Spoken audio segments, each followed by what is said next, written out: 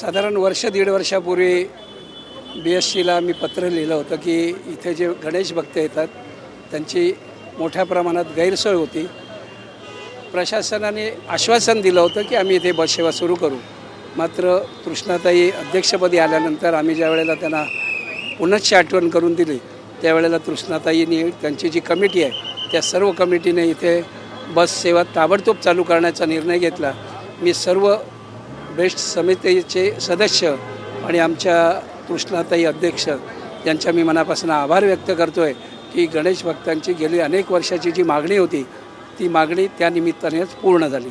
या परिसरामध्ये मोठ्या प्रमाणावरती वाहतूक कोंडी देखील होते, तर आता कुठेतरी वाहतूक कोंडी कमी होईल या बस सेवेमुळे, कारण भाविक मोठ्या प्रमाणावर येत असतात. निश्चितच वाहतूक कोंडी कमी होईल आणि त्याचा दिलासा साधारणतः इथल्या जे स्थानिक रहिवासी आहेत या वाहतूक कोंडीमुळे स्थानिक रहिवाशांना खूप मोठा त्रास सहन करावा लागत होता आणि त्यामुळे त्यांचाही त्रास कमी होईल. मी पुनश्च एकदा आपल्या सर्वांच्या वतीने BST कमिटीचे आणि प्रशासनाचे मनापासून आभार व्यक्त करतो.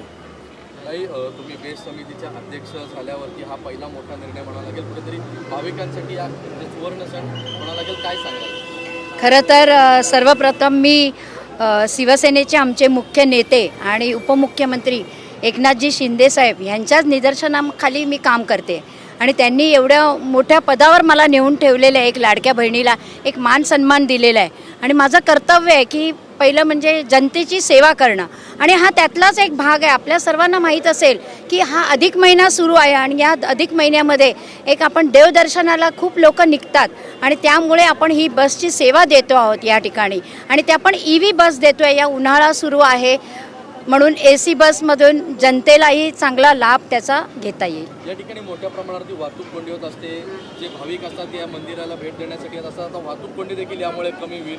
नाही, वाहतूक कोंडी ही खऱ्या अर्थाने कमी व्हायलाच पाहिजे. जे शेअर टॅक्स आहेत त्या टॅक्स कंप्लीट बंद व्हायला पाहिजे आणि ट्रान्सपोर्टचे जे सार्वजनिक हे आहे आमचं BSTचं ही सेवा चांगल्या प्रकारे मोठ्या प्रमाणात व्हावी आणि त्या हेतूने आपण हे सुरू केलेलं आहे. आणि आपल्या सर्वांना माहितीच आहे की आपले लाडके पंतप्रधान साहेबांनी सांगितलेलंच आहे की पेट्रोल डिझेल वापरू नका आणि म्हणून आम्ही ही EV बस आम्ही या ठिकाणी सुरू करतो आहोत.